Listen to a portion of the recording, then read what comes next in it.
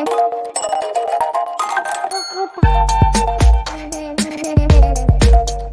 Everyone, इस video में बात कर लेते हैं बालू फोर्ज इंडस्ट्रीज की। क्विकली एनालिसिस देख लेते हैं। चैनल को लाइक एंड सब्सक्राइब करना मत भूलेगा। तो एज इन बालू फोर्ज में आप देख रहे होगे आज यहाँ पे एक अपवर्ड मोमेंटम देखने को मिला। पोटेंशियल थोड़ा सही था बिकॉज 20 डे ईएमए वापस से सपोर्ट बना और यहाँ पे वापस से एक अप ट्रेंड। ओवरऑल अगर इस ट्रेंड लाइन को आप देखते हैं तो ये कुछ अपने रेजिस्टिव थे। यहाँ पे ट्रेंड लाइन ब्रेक हुई बिकॉज मार्केट में थोड़ा सा वीकनेस देखने को मिल रहा था अपन को लास्ट जो अपने वेडनेस थर्सडे के आसपास के सेशन थे।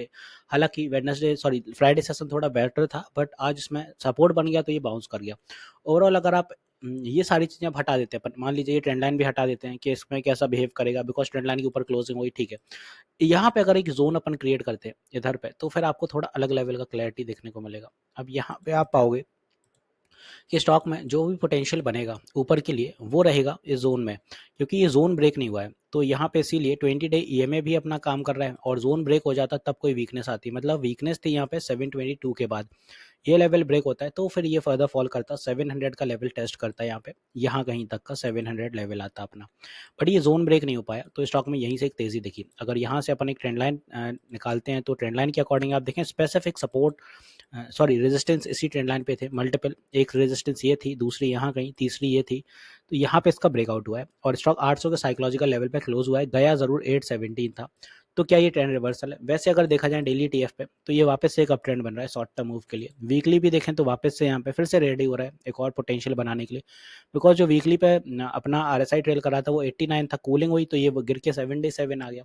तो फिर से अब ट्रेंड आ रहा है। और 1 आवर टीएफ पे देखें तो स्टॉक ओवरबॉट टेरिटरी में आ गया, बट उतना ओवरबॉट अभी है नहीं कि चल ना पाए।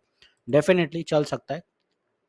तो नेक्स्ट सेशन में अगर स्टॉक 800 सस्टेन कर रहा है या उसके ऊपर रहेगा तो फिर ये कोशिश करेगा 825 और 850 जाने की कल के कल। ये कुछ अपने टारगेट है।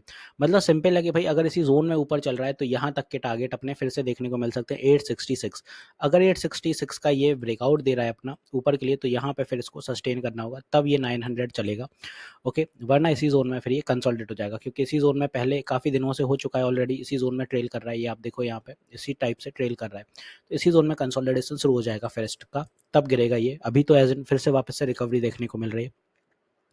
हालांकि अगर कल मान लो 800 के ऊपर सस्टेन नहीं कर रहा है तो क्या, तो ये छोटा सा एक पुल बैक क्रिएट करेगा, ज़्यादा गिरावट तो नहीं आएगी। 790 के आसपास 785 यहाँ कहीं तक पुल बैक रहेगा और इसी जोन में मे बी पुल बैक में एक दिन निकाल दे कल ये और फिर ये एकदम से फिर रेडी होगा। तो मे बी परसों के सेशन में चले, बट अभी पोटेंशियल तो ऊपर के लिए दिख रहा है। जब तक मार्केट में कोई अनस्टेबिलिटी नहीं है तब तक इसमें भी कोई अनस्टेबिलिटी नहीं रहेगी और ये इसी टाइप से चलेगा। वजह भी है यहाँ पे, अगर आप इधर न्यूज़ देखो, बालू फोर्ज शेयर गेन हुआ 5% टुडे और यहाँ पे जो डिटेल है उसमें कुछ ज़्यादा है नहीं, क्योंकि ओवरऑल पूरा मार्केट ही चल रहा था। Share of casting and forging company Balu forge surge over 5% the bullish market, the counter open 735। और यहाँ पे the surge in price comes as the domestic equity indices Sensex and Nifty scale their new record high level in early trade on Monday, और इसी वजह से ये stock भी अपना चलते हुए नजर आया। The market started in green because of strong foreign fund inflow and a rally in Asian markets. तो बालू का जो ऑल टाइम हाई है वो अपना 866 के आसपास हैगा और जो एक पुल बैक आया उसके अकॉर्डिंग ये छोटा सा करेक्शन भी हो गया, ये फिर से रेडी होगा। तो this is the reason I am telling कि भाई यहाँ पे कुछ पुल बैक इसी जोन पे बन सकता है, ज़्यादा गिरावट नहीं आएगी, फिर ये रेडी हो जाएगा यहाँ तक के लिए। तो कुछ इस तरह से जज करिएगा। ऑलराइट, यहाँ पे अगर 866 का ब्रेकआउट देगा तभी और ऊपर चलेगा, वरना फिर ये इसी जोन में कंसोलिडेशन, मतलब ओवरऑल 866 से 700 के जोन में फंस सकता है स्टॉक। तो अब बालू फोर्ज मैंने बहुत अच्छे से क्लियर कर दिया। आरएसआई के अकॉर्डिंग यहाँ पे चल सकता है, डेली टीएफ वीकली टीएफ भी सही चल रहा है।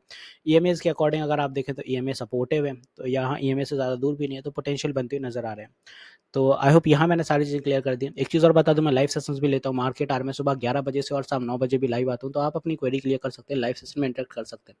यूट्यूब पर स्ट्रीम होता है, फ्री ऑफ कॉस्ट होता है। तो मिलते हैं नेक्स्ट वीडियो में। This is me Shubham Yadav signing off.